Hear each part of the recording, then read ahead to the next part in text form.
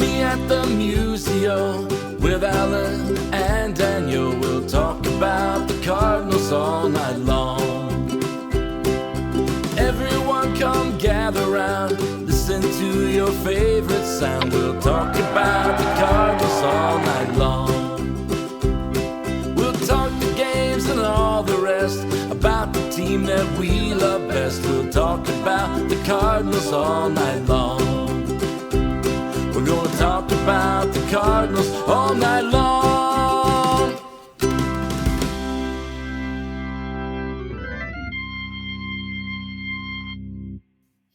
Good evening and welcome into another edition of Meet Me at Musial. I'm your host, Daniel Shoptaw at C70.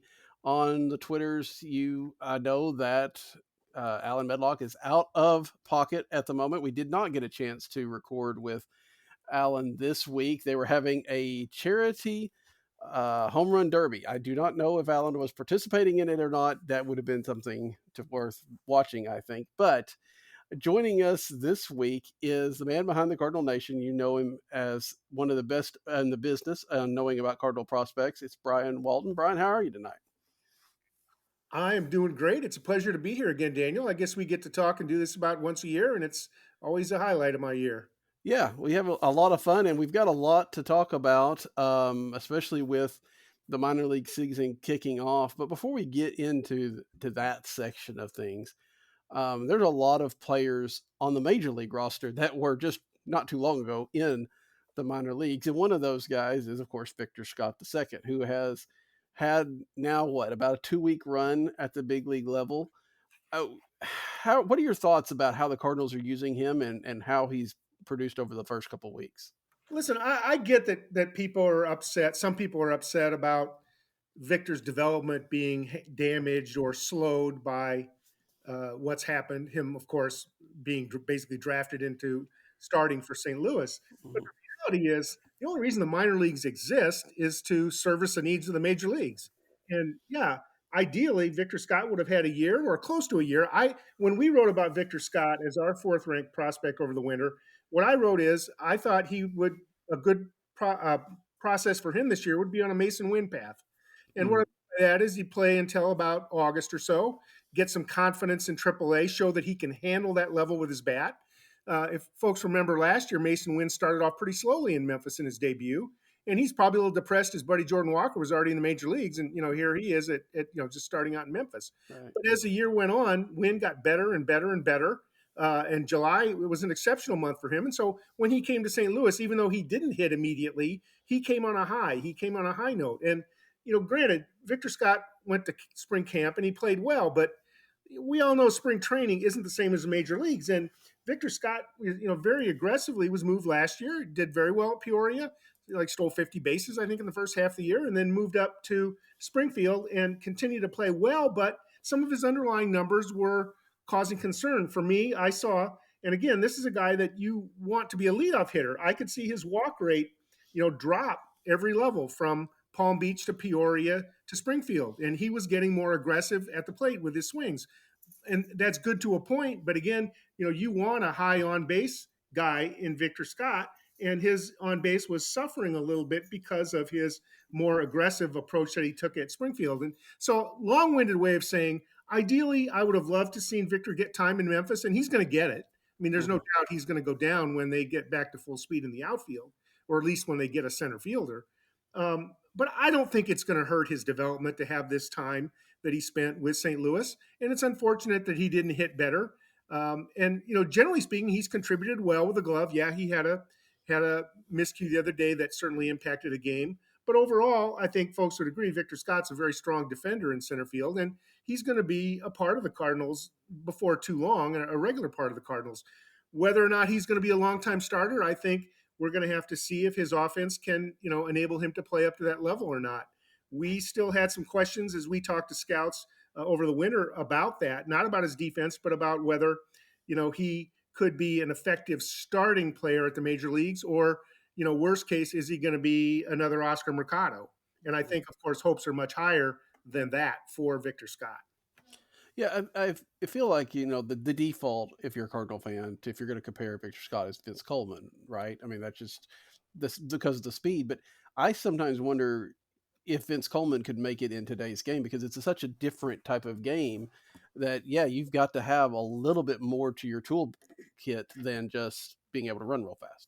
Well, and we saw, I mean, there's no doubt. I don't know how much of Vince Coleman's OBP we could attribute to bouncing balls off the artificial Hmm. turf, but it was certainly a major factor. And what we've seen, the book is out on Victor Scott. Pitch him high, Yeah. throw it high. He can't get the ball down, where he can't hit the ball on the ground, where he can't bunt. And Victor's going to have to figure out how to reverse that. And of course, as we've seen over the years, Daniel, baseball's a game of adjustments. When the hitters adjust, then the pitchers adjust, et cetera. And so Victor's got to figure out a way to handle those high pitches so he can get back down to his game, which is slapping the ball around and running. And hopefully he will. It does seem like, just, again, from a distance, that the struggles that he's haven't gotten him down in a mental sense. He seems like he understands what's going on, and I think when he gets sent back to Memphis, it's not going to be a crushing blow or anything like that. He seems to understand what's going on, and I think that's a good mental mindset to have. I agree. I've talked to Victor. I talked to Victor right after he got drafted. I was down in Palm Beach, interviewed him then.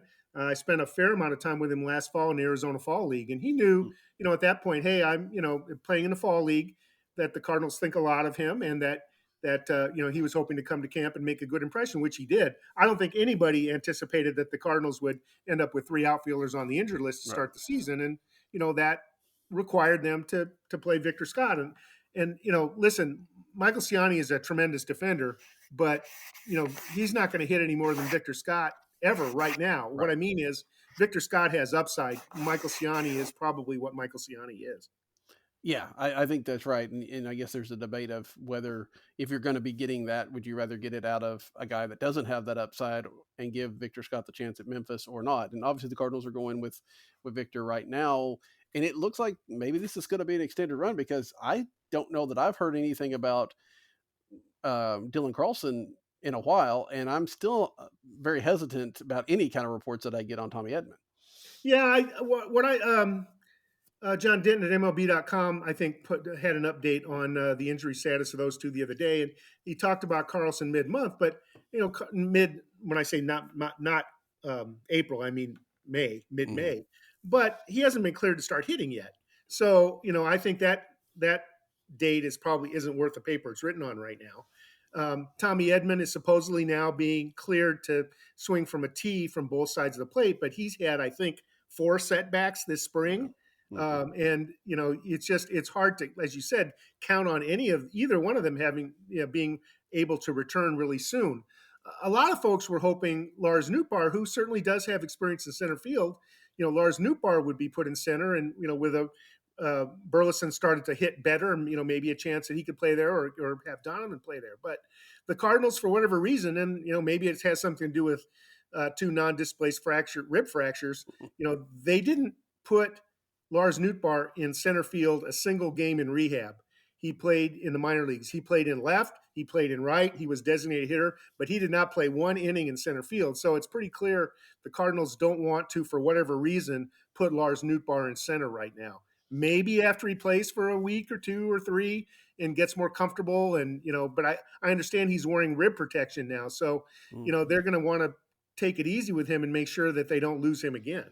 Yeah, that's definitely true. You don't want to have him, a lot of ground to cover there in center field. You don't want him to have doing anything a little bit foolish and diving and everything like that early. So, yeah, I think, he comes back tonight. We'll see how that goes for a little bit. But yeah, it seems to me like this is what we're going to see for a while, unless the Cardinals do decide that eventually they have to move Scott down to Memphis for developmental purposes or whatever. I don't know. I don't think there's any doubt, Daniel, that that's going to happen. Mm-hmm. It's only a matter of when. And as far as him, running out of time or something, I mean, Memphis has 135 games left, something like that. There's plenty of time for Victor to get his development time in Memphis. And again, the priority is for the St. Louis Cardinals to win games, not to optimize Victor Scott's development. You'd like to be able to do both, but when push comes to shove, the needs of St. Louis come first. And right now, probably considering everything, he's the best center fielder they got right now who's healthy.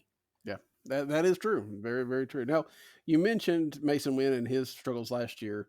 We've seen kind of like what we do see with Mason Wynn, right? He struggles to start with, and then he has, the next time he's at that level, he's doing very well. He's had a very good start to the season so far. Do you think this continues? Well, I don't know if he's going to continue to play at this level, but Right. certainly this has got to give him confidence. The Cardinals went out of their way, of course, once they traded Paul DeYoung, to give Mhm. the job to Mason Wynn and tell him and reassure him every way, listen, it's your job. And the whole thing there was to try to take pressure off him, right? To let Mhm. him, relax and play his game, not look over his shoulder and think, oh my gosh, if I have an offer, am I going to get sent down to Memphis and start over again? And so far that seems to work. Now, as we've seen, Mason Wynn is an extremely talented athlete. I mean, defensively, he's especially his arm. He's one of the best shortstops I've ever seen in terms of his throwing ability. Um, and the bat, as again, I don't want to be repetitive, but by last summer in Memphis, he was playing very well. I mean, he was a player of the month in July last year. He had an OPS in the around 900, I believe. And he's not going to be that good of a hitter in the major leagues, but if he's a guy who can be a credible hitter like he's shown to start this season, I think again, Wynn's going to be around for a long, long time as a starter for the Cardinals. Yeah, that stretch of Memphis last year, yeah, especially by July, it was like anytime you turned the game on, if Mason Wynn didn't have a hit or even an extra base hit at that point in time, it was only a matter of time. It seemed like every night he was doing something pretty impressive, and it was a lot of fun to watch. I mean, it wasn't fun to watch the major league team, so you might as well watch that, right? And he was kind of overshadowed by Victor Scott. Mason Wynn can run; he can take Yeah. bases. Now, he hasn't done it as much at the major leagues yet, but I think again, if he can show the eye to have the high on base percentage, he's a guy that can run and steal 25 or 30 bases every season at the major league level. Sort of like Tommy Edman early on in his career, who did that as well. Kind of staying in that homegrown infield type of thing. Nolan Gorman seems to have. We know what we can do offensively, but he seems to have maybe taken that next step defensively as well this year, and is is becoming, if nothing else, at least a league average type of shortstop. I have a second baseman. Are you? I mean, you've watched him kind of as he shifted when Nolan Arenado came in and shifted to second base. Did you think that he could get there? I wasn't as skeptical as I was when they sent Colton Long down to Memphis to learn center field so Matt Carpenter could play second base. But uh, Nolan Wynn is not necessarily the instinctive, fast twitch athlete kind of guy. Mhm. He's a short, stocky home run or medium sized, stocky home run kind of hitter, and that's not normally the profile of the guy at second base. But I think prior to this year, you'd have to say Nolan Gorman was slightly below average major league second baseman, but certainly credible at the position. And he is playing better defense this year. It looks like he can stick there. But Daniel, looking ahead to next year, it's going to be an interesting Mhm. situation. If Victor Scott does what we think he can do Right. and claim that center field job, and if Mason Wynn keeps doing what he's doing now, where's Tommy Edman going to play? That's exactly when the Cardinals went out and had extended Tommy Edman. I said that there's a universe where Tommy Edman's a non-tender candidate at the end of this year if they didn't do that because of exactly that, and Thomas Saggase coming up and being another kind of guy that can play in the middle infield as well. I don't know. I mean, you know better than I do where they might put him. Well, and it's an interesting conundrum. And as Tony La Russa would always say, well, these things have a way of working themselves Mhm. out, and they do. But if you look right now, I mean, certainly they have Nolan Gorman, who looks like he can stick it at second base. I'd like to see him cut down on the strikeouts. I'd like to see him improve his batting average. But as it is, I think he's fourth or fifth in the team, fourth maybe in OPS on the team right now. And he has 3 home runs, 8 RBI. So Gorman's getting the job done generally with the bat. And then, of course, Brendan Donovan's real home is second base. Neither one of those guys are shortstops, so they're not like they're a backup shortstop. So, and then of course, as you touched on, I'm sure we'll come back to Thomas Saggase, but Thomas Saggase is primarily a second baseman as well. And then, as we said, we're waiting to see what happens with Tommy Edman. I don't think Tommy Edman's going to be a non-tender guy unless this this wrist injury becomes a career limiter for him.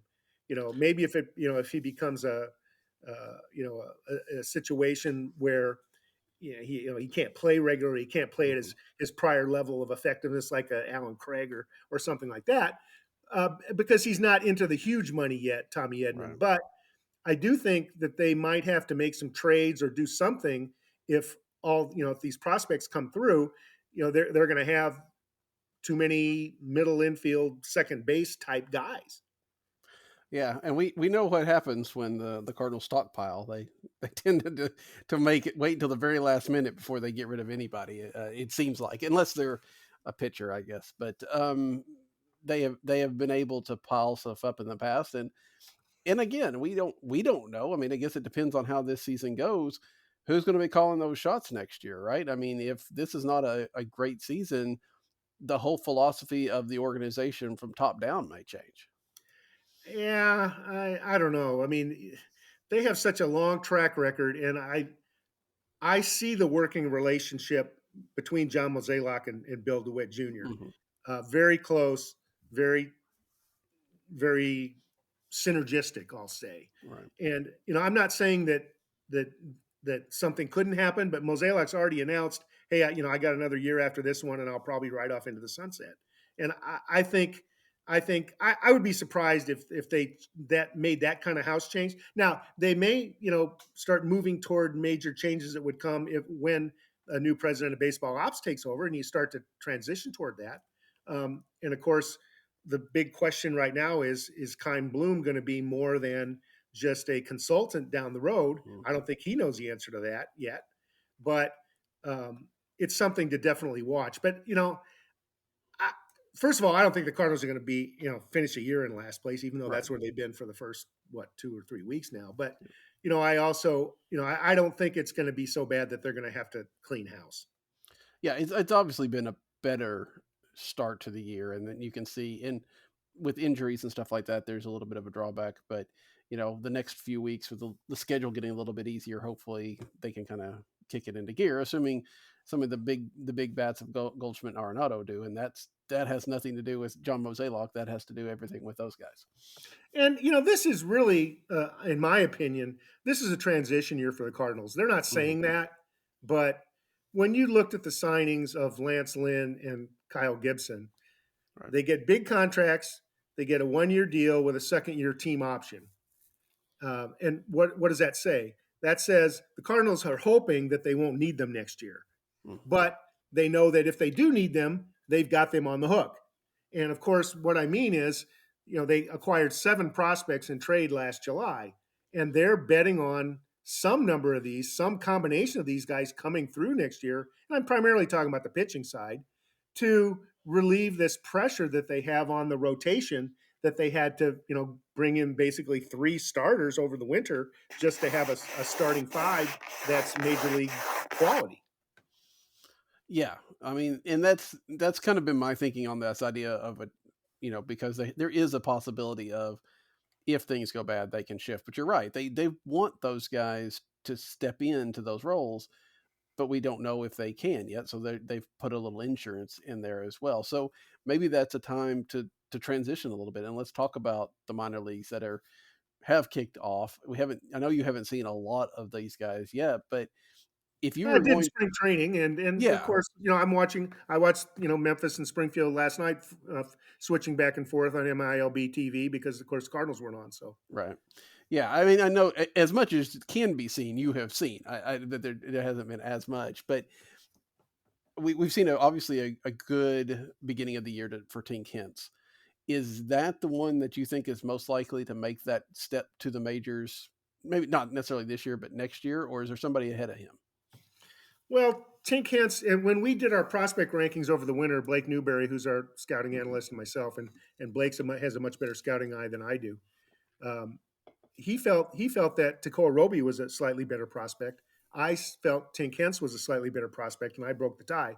But they're ranked number 2 and number 3 on our rankings, followed just behind Mason Wynn, who, of course, graduated technically on opening day. The questions about Tink Hintz are the same questions that we've had from Tink Hintz since the day he was drafted. By the way, the same day as Mason Wynn and Jordan Walker, as a high schooler, to remind you. And those guys are, in the major leagues, been there for some time now. Tink Hintz is slight of build, Obviously, can throw. Has a wonderful fastball, um, but he's a slight of build, and it's the Cardinals have been worried from day one about his endurance, his ability to handle the grind of being a starting pitcher. So as a result, the first year he's throwing 3 innings a start, maybe 40 pitches. Then he goes up to 4 innings and 50 or 60 pitches. Tink Hence has still never thrown more than 5 innings in a minor league game in his life.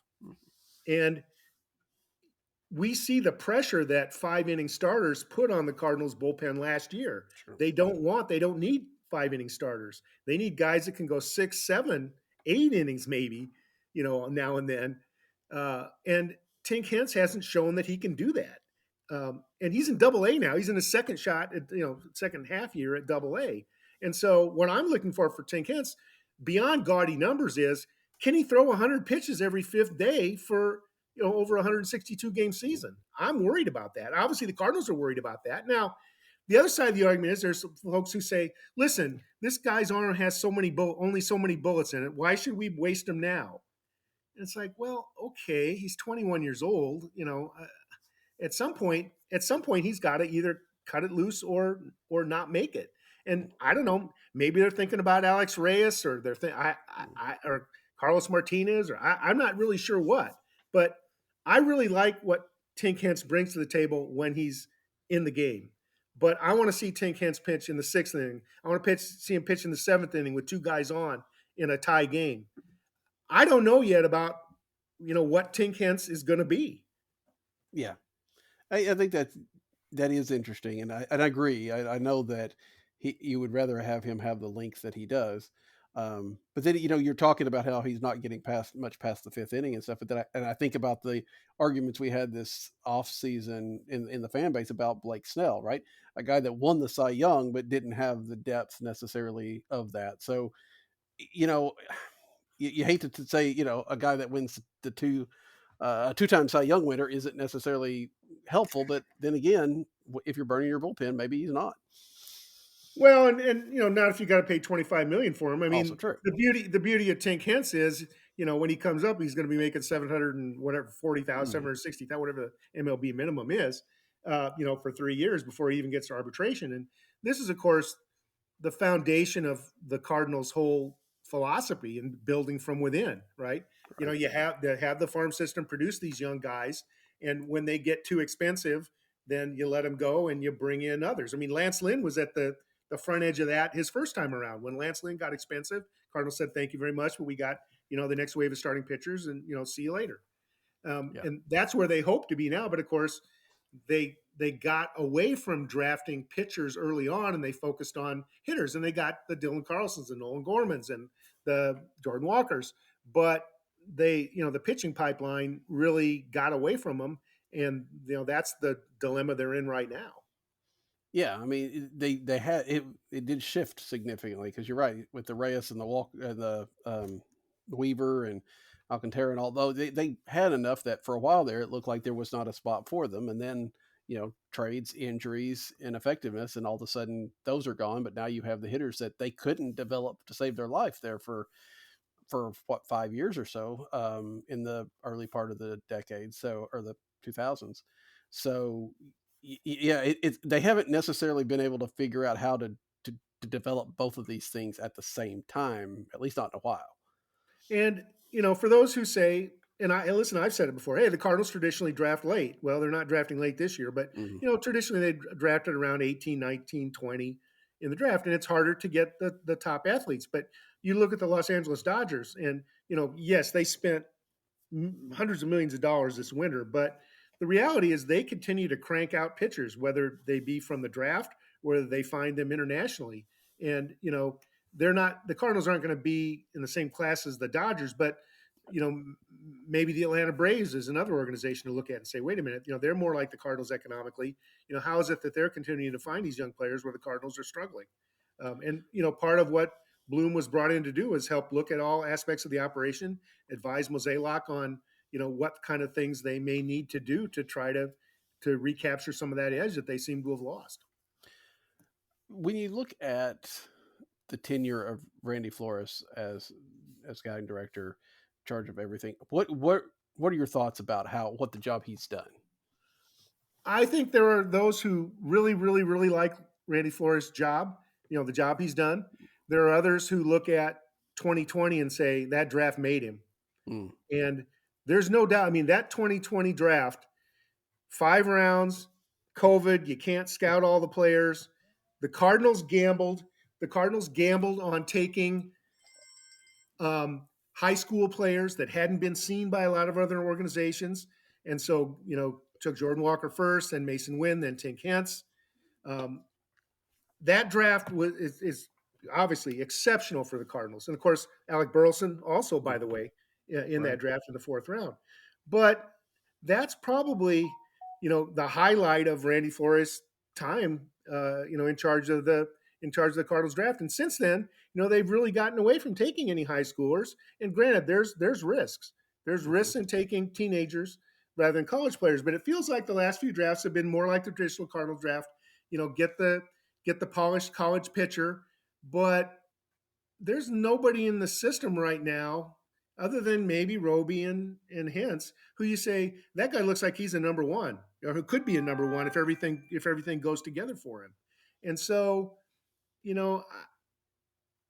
I'm kind of on the middle ground. I think I wouldn't say Randy Flores should lose his job by any stretch of the imagination, but I'm not one to say that the Cardinals couldn't do better in their drafting as well as in their player development. Yeah, and I mean this year's draft really does. It has a lot of stakes on it, right? I mean, when you are drafting 7th, you can't afford to mess that up in the situation that the Cardinals are in. That's right, and this is a pretty important draft for the Cardinals. And I have to admit, I don't spend a lot of time trying to understand who the Cardinals might draft because, again, by the time they draft so late, the odds are you can't determine who they're going to end up picking anyway. But it's going to be a very, very important draft for them, and I would think they'll continue to focus on pitching, but maybe not. Yeah, I mean, there is a chance to get. I mean, because you always say you don't draft for need, but when you're drafting that high, you could, in theory, get a guy that could be in the major leagues, if not next year, then a year after that. In theory, again, doesn't always plan out that way, but we have seen those kind of guys move quickly. And Jackson Holliday just now getting into the major leagues has not been in the minors terribly long. So I don't know. I think that's going to be kind of interesting to see if they do supplement. But like you said, Hence and Roby are probably your number ones, and Roby is a guy that they had to go out and get from a different organization. What are you thinking about Takao Roby, especially what you saw in spring and what he's done so far? Well, probably the only reason that the Cardinals were able to get Takao Roby from Texas as part of the Montgomery and Stratton trade was questions about his shoulder. And Roby was clearly the best player the Cardinals got at the trade deadline. No slight to Thomas Saggase, but he's got a fastball that averaged 95 miles an hour last year. He hit 99. So I saw him hit 99 in the fall league.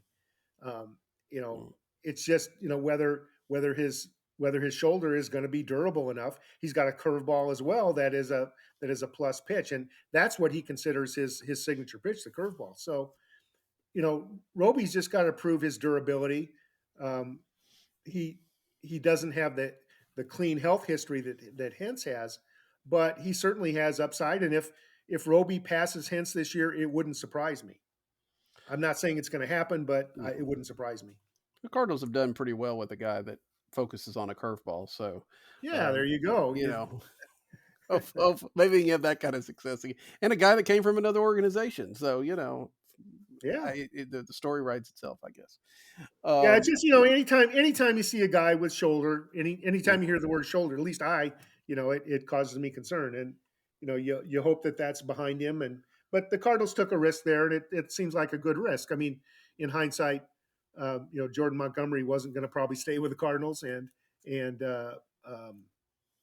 getting a guy like Roby and with Saggase for a couple of months of Montgomery services was a pretty good move for the Cardinals, I think.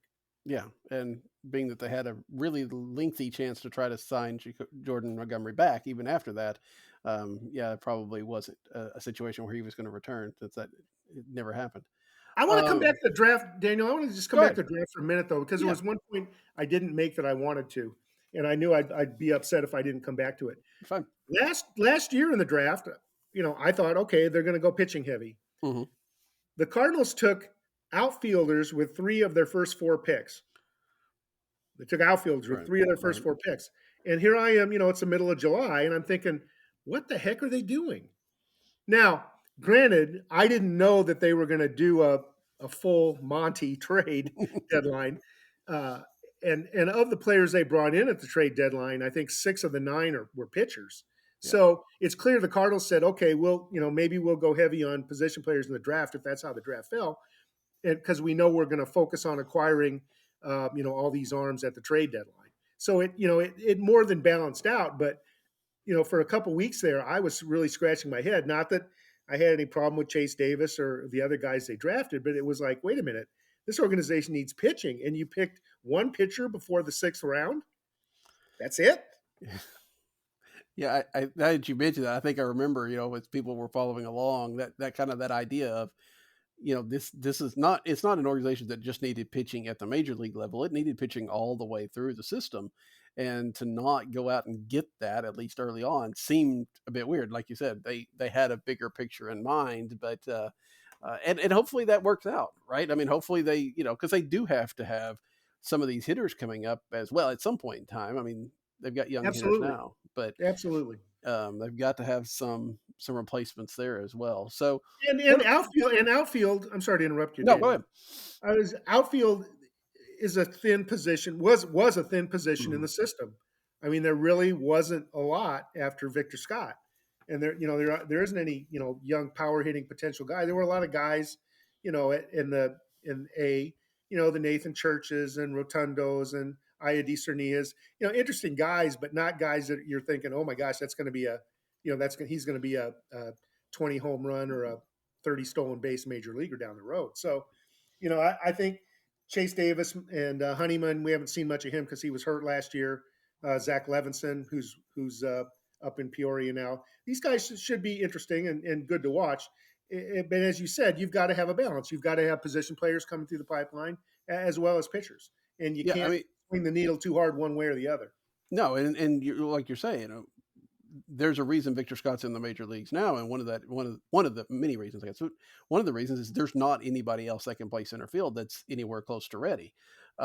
Because I think that even if there was somebody with a lower ceiling that was ready, they might have gone that direction and let Scott cook, as it were. But they really, as soon as Dylan Carlson went down, they didn't have much of an option. They had to make that move. And let's remember, I'm not making excuses. I'm just Mhm. pointing out fact. Victor Scott was a 5th round draft pick less than 2 years ago. Less than 2 years ago, Victor Scott was playing college ball at West Virginia. Right. So, for him to be, and I wouldn't say he got rushed through the system, but certainly the last step was rushed. Victor Scott hasn't had a lot of time to develop as a minor leaguer yet. And I think, again, being repetitive, he's going to get that chance, the rest of the season once they get the injury situation under control in St. Louis. You followed this stuff for a long, long time. I don't. I say that in a good way. I realized it might not be taken that way. Well, no, I'd take 20 years. Yeah. I've been doing this for 20 years plus. When from where you've started to where you now, do you think people are, because of coverage, because of the fact that some prospects do shoot through the system, do you think that people just have a little less patience with prospects? Like, these guys got to be up in 2 years or they're no good, instead of letting them develop like maybe they would have 20 years ago? I think that I'm not sure if it's fans are being impatient as much as organizations. I mean, Mm, look at the changes that have occurred in minor league baseball. 2 entire levels of true. play Yeah. eliminated.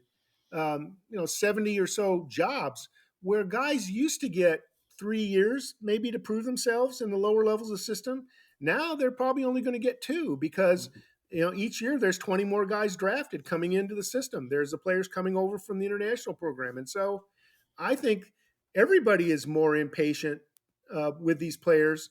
They can't afford to hold them as long and see if somebody develops late. And so, we're seeing guys released who you think, gee, maybe I would have thought maybe he would get another year to prove himself, but that's not happening. And when you really get down to it, we rank 50 prospects on our prospect list. Mhm. There's probably maybe 30 guys that are going to have some kind of major league career in front of them. And, the other 150 or whatever guys in the system are there to play with them and to help develop those guys for the major leagues. Now, that doesn't mean that there aren't 13th rounders like an Albert Pujols that emerged Mhm. who weren't thought of. But, generally speaking, we pretty much know now the group of guys from which major leaguers are probably going to emerge. Yeah, it is. It is I mean, it is difficult to think sometimes, and you're right that there's a team of minor leaguers there mainly for like one or two guys to some degree because they And, got and to. nobody will admit that, but ultimately, when all's said and done, that's kind of how it works out. And again, the dream of these young guys, reaching the major leagues and getting a chance to play, even in spring training, the Cardinals do a great job of bringing guys in from the backfields and letting them play in the late innings of a meaningless spring training game.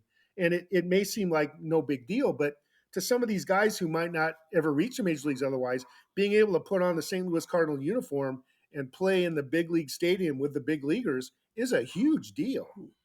Well, and I feel like the Cardinals, and it's harder for them to do now because of the changes from in September only bring up two guys instead of being able to expand to the 40. But back then, especially, they were really good about an organizational soldier getting a chance to get that cup of coffee here, there. And we saw that a little bit last year with some of those guys, of course, because there was, that was not the way you wanted to do it. But guys like Irving Lopez and stuff like that got a chance to play. And I think, that probably inspires some people too. Like, look, I may not be the guy that they're expecting. But if I keep plugging away, I might get a chance when something opens up. Yeah, you hit on a hot button for me. One of my biggest disappointments about the changes that have been made with Major League Baseball taking over minor league baseball. Mm-hmm. Certainly, we talked about the elimination levels, and that's a financial thing and a development thing that all the organizations agreed to. But the whole idea of changing September, and I know, some teams would say, hey, listen, they got too many guys up in September and they allowed them to make too many pitching changes and it affected pennant races and blah, blah, blah. Well, I don't think it's coincidence that at the time baseball made the decision to cut back on the number of minor leaguers that can come up in September, that they also made the decision to allow the 26th man on the roster. And it felt a lot to me like a financial decision where it said, okay, if we're going to give us 26 player a full major league salary and pension and service time and everything that goes with it, well, we'll save money by not allowing so many guys to come up in September. And, that if that's the way the decision was made, and that's just my theory, nobody said it to me. If that would be just a terrible, terrible thing, because I think the idea of getting more young men to have a taste of the major leagues is a good thing. And for them to have, really closed off that route the way they did, I think was a big mistake. Yeah, I think that if it was about a competitive standpoint, then I think a lot of people said, okay, you have a 40-man roster, but only 30 of them can be active on a given day or something of that nature. Exactly. Say, limit the number. You can only have 16 pitchers active or 12 pitchers or whatever it is. Right. And what else they've had to do now, Daniel, because the minor league schedules were not ever in sync with the major league schedule. Mm-hmm. The major leaguers would start first and they would play last. Right. And that's the way it always was. But now they've had to change the AAA schedule so that it more or less mirrors the major league. So the Memphis AAA, they play like 150 games a year now. And so there's additional expense in Memphis having to play in April when nobody's in the ballpark and in September when everybody's back in school. And the only reason that they do that is because there aren't players in the major leagues in September, the extra players anymore. So when you have injuries in September, if everybody's sent home for the winter, you got nobody to call. So you got to keep AAA going, which is expense as well. So I'm not sure they actually saved anything. I'm not sure it was.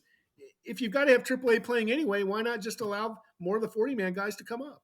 Yeah, I mean it many of the rules, and of course I'm an old fogey, so I'm not been on board with a lot of these rule changes, but I do feel like a lot of it is less about the game and more about the finances. And I get that, I understand that, but I also think that that's not necessarily the motivation that you want to see in an entertainment industry.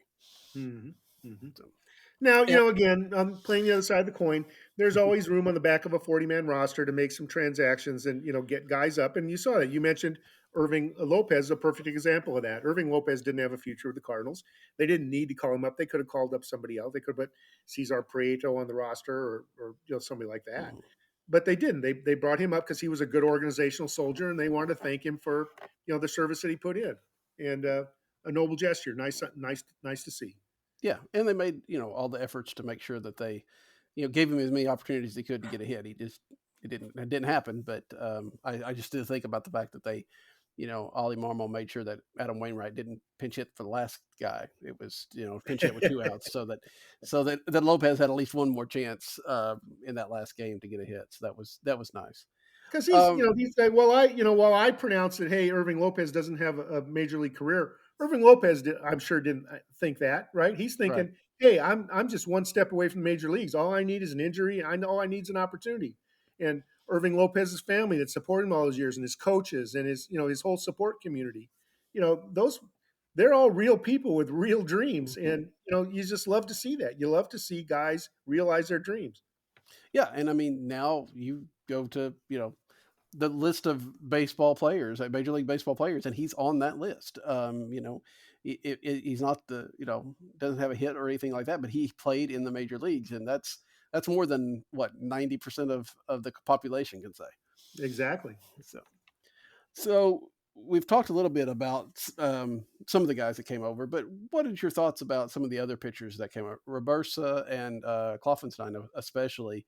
What are their chances, do you think, of making it to the major leagues? Yeah, Sam Robertse is an interesting guy. Or Sam Robertsa, I should get that right. Robertsa, from the Netherlands, right-hander, and both uh, Sem and Adam Kloffenstein came over from Toronto in the Jordan Hicks trade. And of course, people are seeing um, Jordan Hicks off to that great start as a starter in with San Francisco, and we'll see if that holds up or not. But certainly, he seemed like a guy who probably needed a change of scenery. Jordan Hicks, I'm talking about, Yeah. and I always hope ex Cardinals do well. I know there's some who wait for that to have a reason to criticize the organization for letting them get away. But Jordan Hicks put in his 6 years, and he deserved the chance to go to free agency and was going to do that. But anyway, Sim, he's off to a very good start. He was one who had never pitched in AAA, and then at the time of the trade was brought into Memphis, and so he got his feet wet the last month of the year. Didn't pitch particularly well, but he was only 22 years old at this point, Hmm. and good curveball, good changeup. Fastball is probably his weakest pitch. Also has a slider. So he's not a guy who's going to come in and necessarily blow hitters away, but the guy, in fact, can pitch. Probably his changeup is his best pitch, but his curve is also really, really good. And he's a guy that both those two. Part of the reason that um, Sam Robertsa and Adam Kloffenstein were made available was they had to come on the 40-man roster this winter or be exposed to Rule 5. Hmm. And they're good enough players. Had they been in the Rule 5 draft, they would have gotten taken. And I'm sure Toronto saw that and looked at their roster and said, hey, maybe we should trade these guys. And the Cardinals were happy to get them. And they were able to create 40-man roster room. But what I mean in this long-winded place I'm going here, Daniel, is if the Cardinals want to bring some guys up and have them maybe pitch out of the bullpen, or maybe who is the number 6 starter right now? They don't really have one, I don't think, now that Thompson's in the bullpen, and certainly Liberatore's not stretched out. Hmm. But Robertson and Kloffenstein are both on the 40-man, both starting right now. Drew Rom was kind of in that position last year. Folks remember Drew Rom, when they needed starting pitching, got called up, made 8 starts. And I oppose them to the other 2 starters in Memphis who we traditionally talk about as Cardinals developed guys, and that's Michael McGreevy and Gordon Graceffo. Those guys, Graceffo and McGreevy, are not on the 40-man roster. They were drafted later, so they weren't required to be put on the 40-man for Rule 5. So they first have to get added to the roster before they can be promoted. So, Right. again, long-winded way of saying the Cardinals don't have a number 6 starter right now, but if they needed one, we might see Sim. You never know.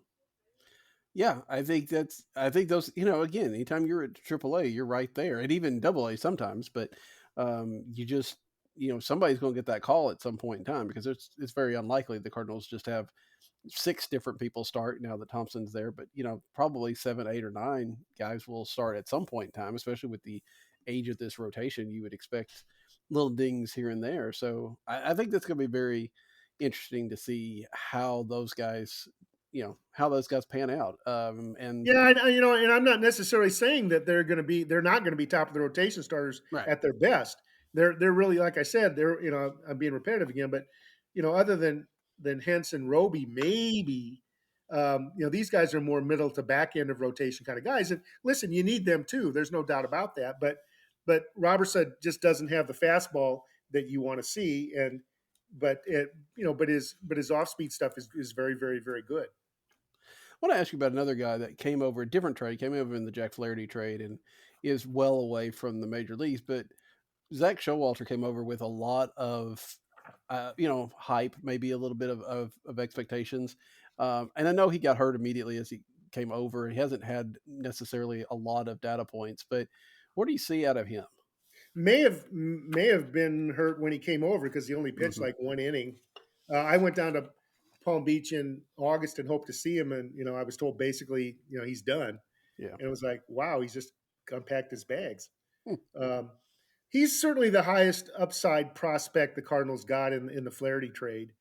Cesar Prieto is ranked higher, but that's only because he's got a longer track record and has less risk. Um, Showalter, when he came over, was 19-year-old with less than 25 pro innings on the mound. Yeah. So I haven't seen nobody's seen a lot of Showalter is the point. But he's got a 4-pitch mix, fastball, sinker, curve, changeup. He's not starting right now, so they're trying to ramp him up, I guess. It's not really clear. I didn't see him. I saw him only pitch in relief in spring training, but he definitely has plenty of potential. But we're talking about a guy in low A right now, and Right. there's a lot of work to be done before. I think we ranked him 25th. We ranked him right in the middle of our list.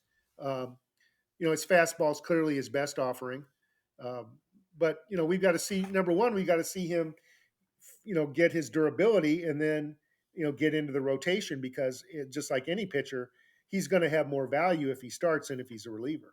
Right. Yeah, the Cardinals have occasionally short circuited that with some players and put them in the bullpen. You got to being a starter in the minor leagues is definitely, at least allows you to have that option. Well, yeah, their organizational philosophy really is to have guys start, even if they think they're a future reliever. Mm-hmm. I mean, Trevor Rosenthal, take him as an example. Right. Trevor Rosenthal didn't start a game in the minors. Every single game Trevor Rosenthal pitched in the minor leagues before he got called up to St. Louis was as a starter. And the reason why is they want them to be able to develop all their pitches. And you can do that when you're pitching 5, 6 innings outing. Whereas if you're coming in an inning at a time, the pressure is going to be throw the heat, get the strikeouts, get the heck out of there.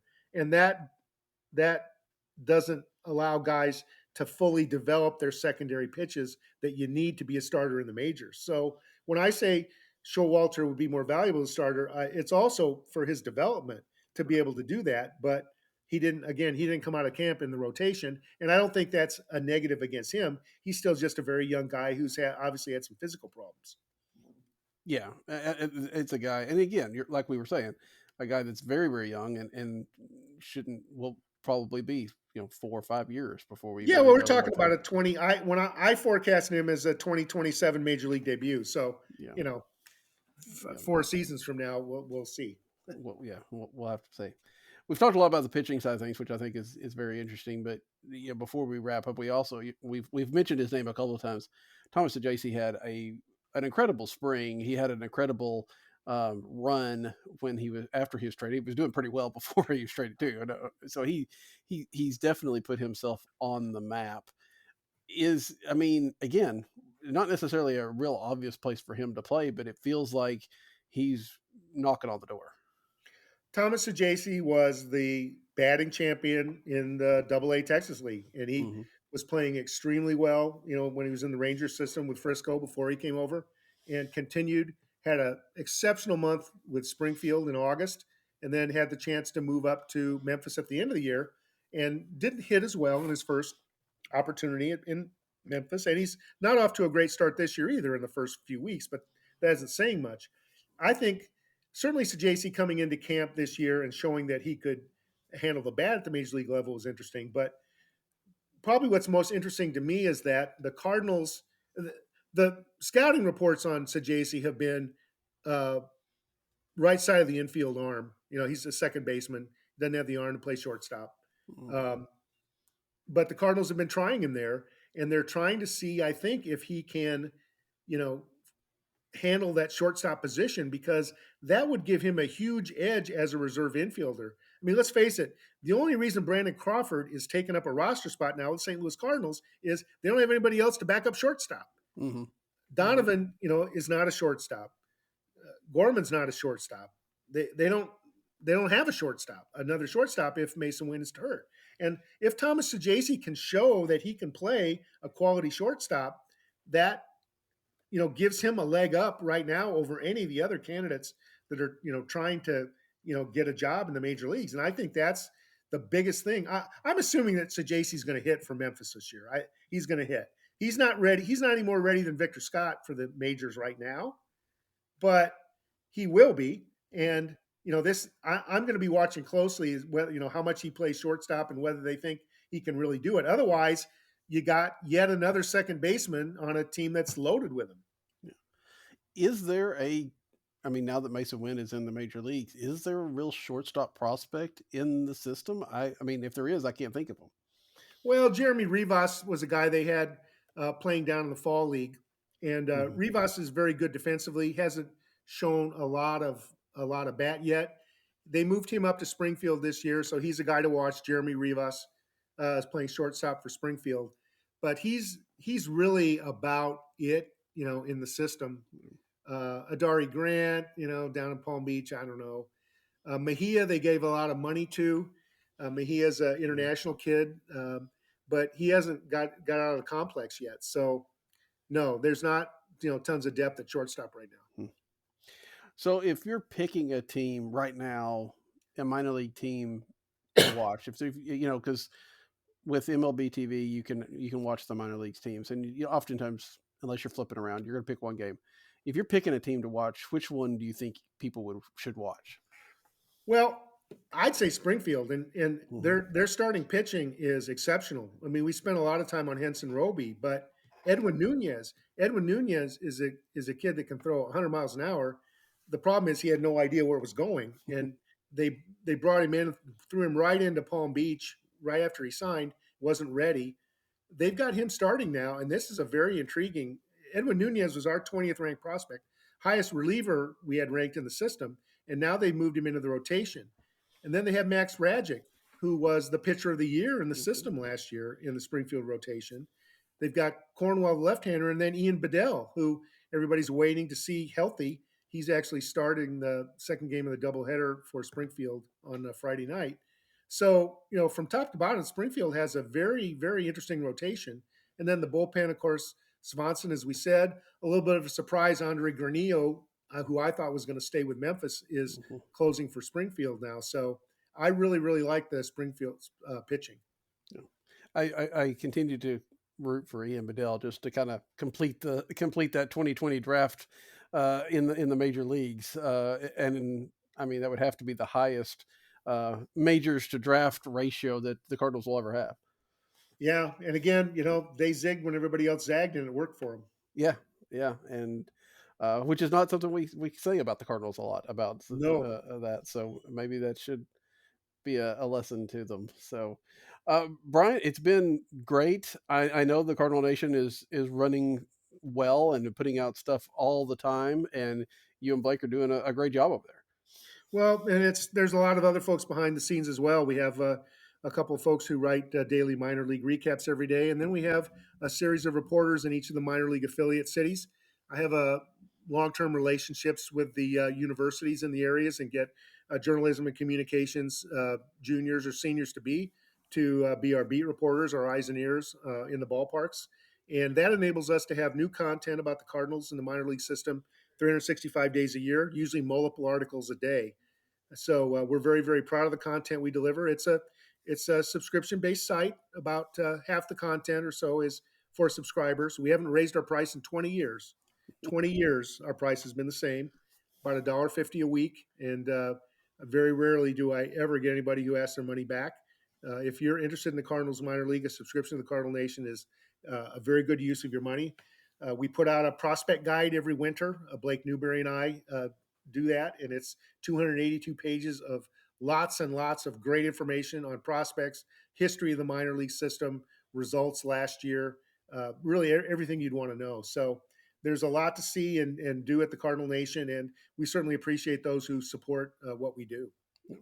And it's B_Walton on Twitter. You follow him, you'll find all the links when they come out. And of course, Blake Newberry as well. Blake's going to join us here in a couple of weeks to talk about things as well. So we're looking forward to that. And Brian is also on the Red Ribbon Committee for the Hall of Fame. I guess that announcement will be made pretty soon, won't it? Whoever won for that. So yes, I thought it will. It's a very exciting process. I still don't think that my vote should be the same as Tony La Russa's or Joe Torre's or Whitey Herzog's, but that's the way it is. And our committee looks at two groups of players, one being the players that have been retired 30 years or more, and then the ones less than. And the more recent players, all we do is set the ballot, and then the fans decide who that'll be this year and each year. But then we decide a player from the earlier eras who deserves to be in the Hall of Fame. And then we always certainly lobby the DeWitts that they should have an ownership selection as well. And I think they'll probably have one this year, some great figure like a Jose Akendo or in the past. And, I'd personally like to see Dave Duncan go in, but that'll be ultimately a decision the DeWitts make. Yeah, I think it's very interesting as we're getting into 7-8 years of the Cardinal Hall of Fame now. That 10, Daniel. 10. Is it 10? Okay, I've kept track of it, but I didn't have it in front of me, so I wasn't sure. But which is just mind-boggling to some degree to think about that. But it is interesting to see how that voting has evolved. From the very beginning to now. This is the smallest ballot I believe that y'all have put out.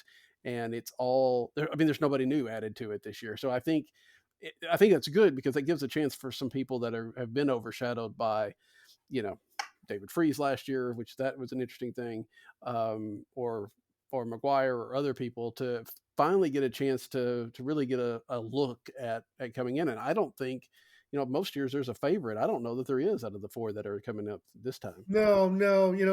Certainly Matt Morris was a great pitcher for a long time. I saw Steve Carlton play. I think Steve Carlton is a Cardinal Hall of Famer. I get what he did with the Phillies, and that is, yards and yards above. But it was sort of like Keith Hernandez, who was identified by many people as a Met, even though he spent 10 years with the Cardinals and was an MVP and played championship baseball. And so, there are definitely players, and Edgar Renteria, Tony La Russa used to call him the captain of the Cardinals. And Edgar Renteria was the most mild-mannered guy you ever saw, but he led by example. And your shortstop, of course, is usually your leader of your infield. And so there's some guys that were very important contributors to Cardinals teams in different eras that deserve a chance to go in. So it'll be fun to see who the fans chose this year. Yeah, it should be. It's a lot of fun. I always enjoy seeing what that turns out, and I would love to be a fly on the wall and sometimes to hear those discussions. I'm sure they're great. And Brian, maybe we should continue to record because the Cardinals are up now 6-0. So they've done a pretty good job while we're standing. Hey, let's you and I take credit for it. I think we should. I think we'll. Of course, that means we might have to do this all the time. So I don't know. You may get tired of talking to me if we have to do this every day. So one of the things that we've resurrected at the Cardinal Nation, we have our own little podcast that started off with Wednesdays with Walton that I used to do with Danny Mack, of course, and brought that back this year. And Blake's on it with me, and we take a little bit of different of approach in that we know people's time is tight. And so our goal is to get everything that we need to say done in 20 minutes or less. And we put that up every Wednesday morning at the Cardinal Nation. It's free for everybody. So please stop by and listen if you can can give it time, you'll hear detail about a lot of the things we talked about here, what's happening with the Cardinals minor league system. Yeah, and 20 minutes is a great little bite of it to get you right, get it in, and get it out. And it's not a habit I have figured out how to do in all my years. I can't get it down that short, but I wish I could. Brian, thanks a lot. It's been fun. Next week we've got Nate from Talking About Birds going to fill in for me or be with me, and we'll talk about hopefully a lot of good Cardinals baseball then. But for Brian, I'm Daniel. Good night. Right now, their leading hitter all time against the Cardinals in postseason play at the plate. Beltran has murdered Cardinal pitching over the last 2 postseasons that he's played against them. Here tonight, he has doubled and scored. He's flied to left. He's grounded out, and he's walked. Bases loaded, 2 out. Cardinals up by 2 in the pitch. Fastball, Steve right ball.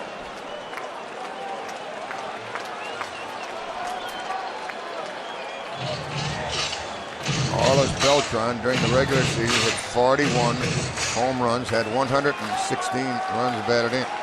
He has 3 home runs in this series. He's at the plate with the bases loaded, 2 down, the pitch. Curveball, swinging a tap foul, and the Cardinals are 1 strike away from going to Detroit and the 2006 World Series. Adam Wainwright gets a new baseball. Rubs it up, stands on, looks in with the bases loaded, 2 out. Cardinals leading 3-1 here in the bottom of the 9th inning. One of the most dangerous hitters in the business at the plate, Carlos Beltran. He is ready, so is Wainwright. The 0-2 delivery.